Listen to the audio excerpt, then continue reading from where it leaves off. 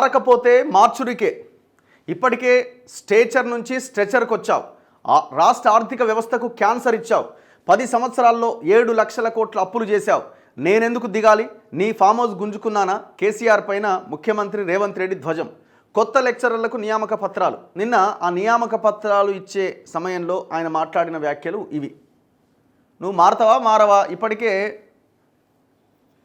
Stature నుంచి stretcher మీదకి వచ్చేసినావు నువ్వు. నీ ఫామ్ హౌస్ ఏమైనా గుంజుకున్నానా నేను? టోటల్గా రాష్ట్ర ఆర్థిక వ్యవస్థ క్యాన్సర్ వ్యాధితో బాధపడుతున్నదని చెప్పేసిండు. అంటే ఒక రకంగా భవిష్యత్తులో ఏదైనా పథకం కానీ ఇంకోటి కానీ ఇంప్లిమెంట్ చేయాలంటే అంత ఈజీ కాదు అని కుండబద్దలు కొట్టేసిండు ముఖ్యమంత్రి.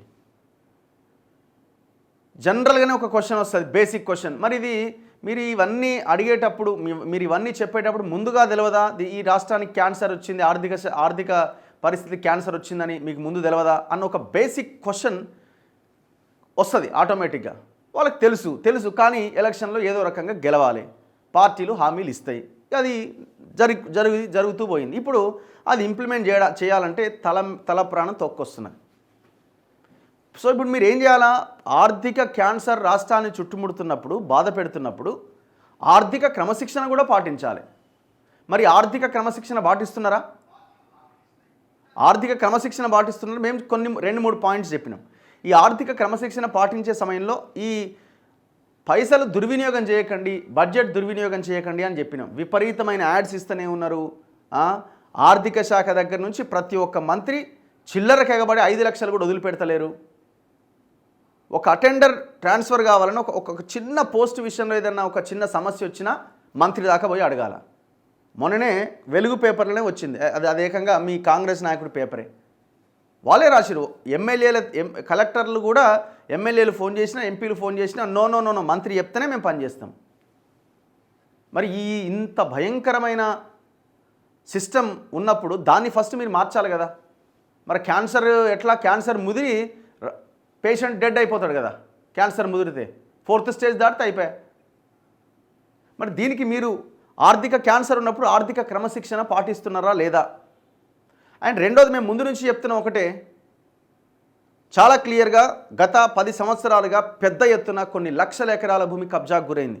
అది గవర్నమెంట్ భూమి కావచ్చు, ప్రజల చేతిలో ఉన్న, ముఖ్యంగా ఎస్సీ ఎస్టీ బీసీల చేతిలో ఉన్న అసైన్డ్ భూమి కావచ్చు, గిరిజనుల చేతిలో ఉన్న భూమి కావచ్చు, చెరువులు కావచ్చు, ఇంకోటి కావచ్చు, కొన్ని లక్షల ఎకరాల భూమి కబ్జాకు గురైంది. అండ్ ముఖ్యంగా ఈ టీజీఐఏసీకి సంబంధించిన ఆ పరిశ్రమల ఇచ్చినటువంటి భూమి కావచ్చు, అందులో రియల్ ఎస్టేట్ వ్యాపారం చేస్తున్నారు. ఇందులో అన్ని వెనక్కి తీసుకొని ఒక 20% వేలం వేసిన రాష్ట్రం అద్భుతంగా తయారైంది. ఒక్క దగ్గర మీరు ఏమైనా చేయగలిగారా? ఒక గుంట భూమి వెనక్కి తీసుకోగలిగారా? మేము పేర్లతో సహా రియల్ ఎస్టేట్ కంపెనీలతో సహా చెప్పినాం. బినామీ కంపెనీలు ఉన్నాయి కేటీఆర్కి, ఆ కంపెనీల లెక్క తీయండి అని చెప్పినాం. 15 నెలలు అవుతుంది మీరు వచ్చి ఒక్కదాని మీద అయినా ఒక ఆడిట్ చేసిరా? ఒకదాని మీద ఒక ఎంక్వైరీకి ఆదేశించిరా? లేదు కదా. మరి ఆ ప్రయత్నం ఎందుకు చేస్తలేరు? క్యాన్సర్ అని మీరే అంటున్నారు, క్రమశిక్షణ లేకుండా పోయింది.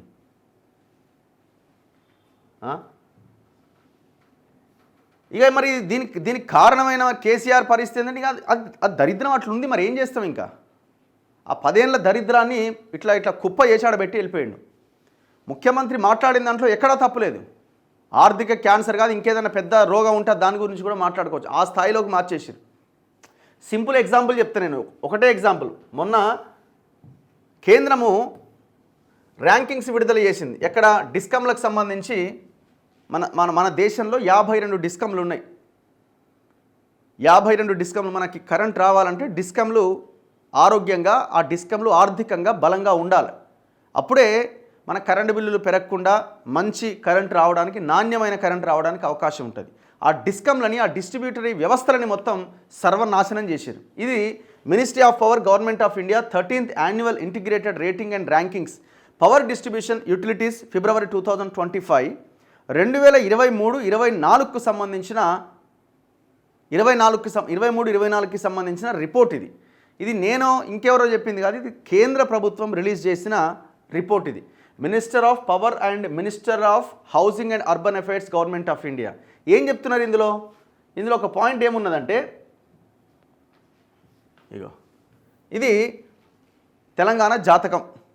అంటే మనం ఎక్కడున్నాం ఈ డిస్కమ్ల విషయంలో అన్నదానికి 5-6 కేటగిరీల కింద దీన్ని డివైడ్ చేస్తారు. మొత్తం 52 డిస్కంలు A+A B B-C C-D కేటగిరీలుగా డివైడ్ చేసిరు 52 డిస్కంలని. మనం ఎక్కడున్నాం ఈ 52 డిస్కంలలో మనం ఎక్కడున్నామయ్యా అంటే మనం ఫస్ట్ ఈ టాప్ 5లో లేం, టాప్ 10లో లేం, టాప్ 15లో లేం, టాప్ 20లో లేం.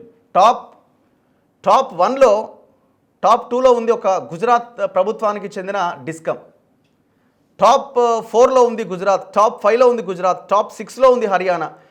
చిన్న రాష్ట్రం పక్కన ఉన్న మన ఒడిశా రాష్ట్రంలో 3 అక్కడున్న ప్రైవేట్ డిస్ట్రిబ్యూటరీ ఆ డిస్కమ్లు 3 స్థానాల్లో 7, 8, 9 స్థానాల్లో కొనసాగుతున్నాయి. గుజరాత్, హర్యానా, పంజాబ్ మనకంటే ముందున్న ఇవన్నీ అస్సాం, మధ్యప్రదేశ్, కర్ణాటక, ఉత్తరాఖండ్, ఆంధ్రప్రదేశ్ 18వ స్థానంలో ఉంది, కేరళ ఉంది, ఉత్తరప్రదేశ్ ఉంది. మనం ఎక్కడున్నామంటే ఒక్కసారి చూడండి ఎంత భయంకరమైన పరిస్థితి. ఇగో TGNPDCL Telangana northern power distributary company limited or something Telangana state ఎక్కడున్నాం -Cలో ఉన్నాం. ఆర్థికంగా దివాలా తీసి ఇప్పుడు రేవంత్ రెడ్డి అంటున్న క్యాన్సర్ ఏదైతే ఉందో ఆ క్యాన్సర్తో బాధపడుతున్నాం. మనం -Cలో ఉన్నాం. ఈ -C అంటే ఏంటంటే ఇక అది డౌన్ గ్రేడ్ అనమాట. ఇక అది దానికి ₹1 కాదు, ఒక 5 పైసలు అప్పు కూడా ముట్టే అవకాశం లేదు. ఇది కేసీఆర్ చేసిన వ్యవహారం. దాని తర్వాత ఇగో TGSPDCL చూడండి. TGSPDCL తెలంగాణ 49వ ప్లేస్లో ఉంది. అవుట్ ఆఫ్ 52లో మనం ఏడున్నాం, 49లో ఉన్నాం. 49, 46 మన డిస్కంల పరిస్థితి. -C మన స్కోర్ ఎంత అంటే 11.4 మార్కులు వచ్చినాయి మనకి. ఇది మన మన మన మన మన మన స్టేటస్. ఇది ఎవడు చెప్పాలి అసలు వీళ్ళకి? ఇప్పుడు ఇది ఒక ఎమ్మెల్యేకి ఏమన్నా తెలుసా? మీ మీ మీ నాయకులకు ఏమన్నా మీ నాయకులు ఏమన్నా ప్రజలకు చెప్పగలుగుతారా? ఒక ప్రెస్ మీట్ పెట్టి మీకు శాతం అవుతుందా?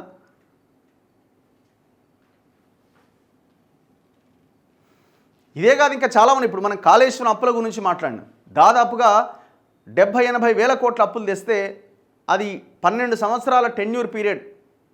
ఎవ్రీ మంత్ ఎవ్రీ ఇయర్ 13,000 కోట్ల లెక్కన 12 సంవత్సరాలు కట్టాల. దాదాపు 1,69,000 కోట్లు అవుతుంది. స్టార్ట్ చేసి ఆల్రెడీ వీళ్ళు మొన్న వెళ్ళి కేంద్ర ప్రభుత్వాన్ని ఇది మీరు దీన్ని ఏమంటారు, దాన్ని రీస్ట్రక్చరా ఏదో అంటారు కదా, వాటిని కొంచెం సవరించండి, ఇంట్రెస్ట్ రేట్ 10-11 ఉన్నది 8కి చేయండి, ఇప్పుడు కాదు అది కట్టడము, కొంత టెన్యూర్ పీరియడ్ ఇంకో దగ్గర నుంచి స్టార్ట్ చేయండి అంటే కుదరదని చెప్పింది కేంద్రం కూడా. కేంద్ర ప్రభుత్వ సంస్థలు 2 సంస్థలు 60,000 కోట్ల లోన్లు ఇచ్చినాయి కాళేశ్వరం మీద. అదేమైనా ఉపయోగపడుతుందా కాళేశ్వరం? ఆ మేడిగడ్డ కుంగిపోయి ఒక్క సుక్క నీళ్ళు ఎత్తిపోయడానికి కూడా అవకాశం లేదు. ఇప్పటికే కొన్ని వేల కోట్ల రూపాయల కరెంటు బిల్లు కూడా పెండింగ్లోనే ఉంది. ఇది 100% కరెక్టే, ఏది ఆర్థిక క్యాన్సర్ అన్నది. కానీ మరి ఆర్థిక క్యాన్సర్ని కట్టడి చేయడానికి దానికి డయాలసిస్ చేసి దానికి కీమోథెరపీలు చేసి ఇంకేదన్నా మెడిసిన్ వాడి దాన్ని ఆ పేషెంట్ బతికేయాలి కదా. మరి ఆ ఆర్థిక క్యాన్సర్ని దాని నుంచి బయటపడడానికి ఆర్థిక క్రమశిక్షణ పాటించాలి కదా. ఆ ఆర్థిక క్రమశిక్షణ రేవంత్ రెడ్డి ప్రభుత్వం పాటిస్తున్నదా అన్నదే ప్రశ్న. మీరు చెప్పింది ఏది కరెక్ట్ తప్పనెవరు అంటలేరు.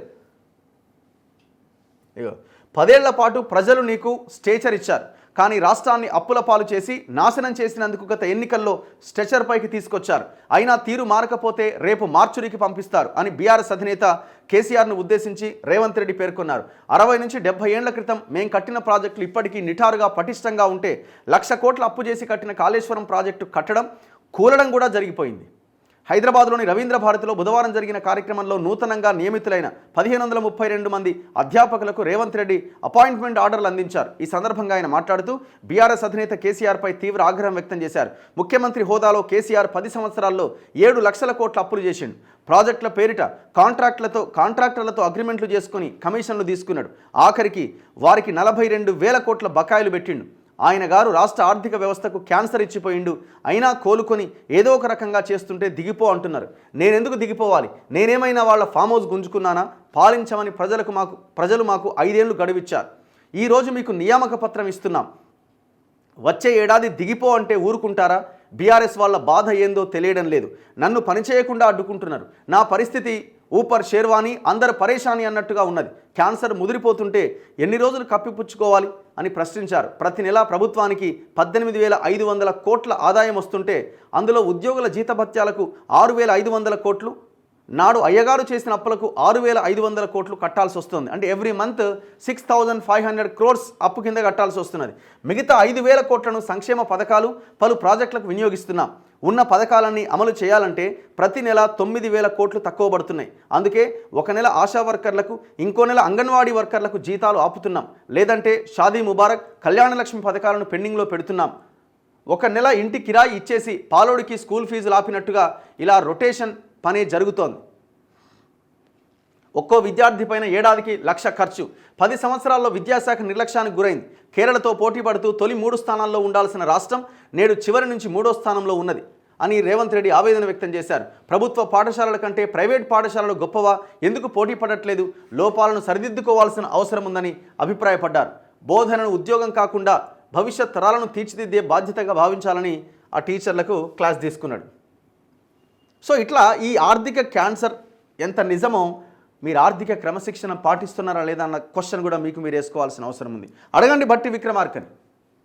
ఇప్పుడు మీరు బడా కాంట్రాక్టర్లకి 1,000 కోట్ల రూపాయల బిల్లులు రిలీజ్ చేశారు.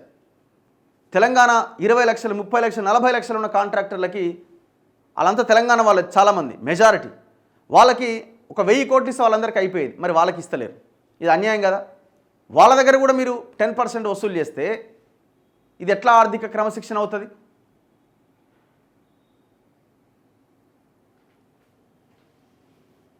ఎక్కడైనా మీ మంత్రులు కరప్షన్ లేకుండా నిజాయితీగా పనిచేస్తున్నారా?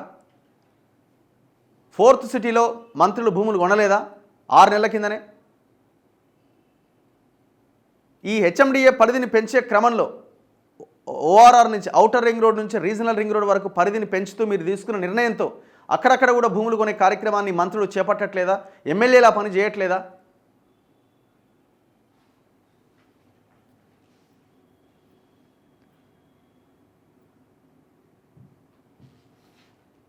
మార్చుకుంటే నిలబడతారు, మార్చుకోకపోతే ఇప్పుడు మీరు అన్నారు కదా ఆయన స్టేచర్ నుంచి స్ట్రెచర్ మీదకి వచ్చిన తర్వాత ఇంకో దానికి పోతాడని. సో మీరు కూడా ఆ సిచ్యువేషన్ ఎవరు తెచ్చుకోవద్దు, మీరు కూడా తెచ్చుకోకండి. అవకాశం ఉన్నది ఇంకా మీకు. రేపు బడ్జెట్ ప్రవేశపెట్టే దాంట్లో ఎడ్యుకేషన్కి, హెల్త్ మీద బడ్జెట్ ఎక్కువగా కేటాయించండి. మీరు స్కూళ్ళ గురించి మాట్లాడుతున్నారు, గొప్ప విషయం. రివ్యూలు చేస్తున్నారు, గొప్ప విషయం. విద్యాశాఖ కమిషన్ మీకు రిపోర్ట్స్ ఇచ్చింది, ఇప్పటికే ఒక 2 మంచి ఎక్సలెంట్ రిపోర్ట్స్ ఇచ్చింది ఆకునూరు మురళి గారి ఆధ్వర్యంలో. ఆ రిపోర్ట్స్ని అమలు చేయండి. రేపు బడ్జెట్ పెంచండి. రేపు ప్రవేశపెట్టే బడ్జెట్లో మీకు ఈ బడ్జెట్ ప్రవేశపెట్టిన తర్వాత మహా అయితే ఇంకొక 6 నెలల సమయం ఉంటుంది. ఇక 6 నెలలు దాటితే ప్రజలు ఇదే రకంగా కొనసాగితే మీరు ఏమున్నా ఓపెన్గా చెప్పే ప్రయత్నం చేయండి, ప్రజలు అర్థం చేసుకుంటారు.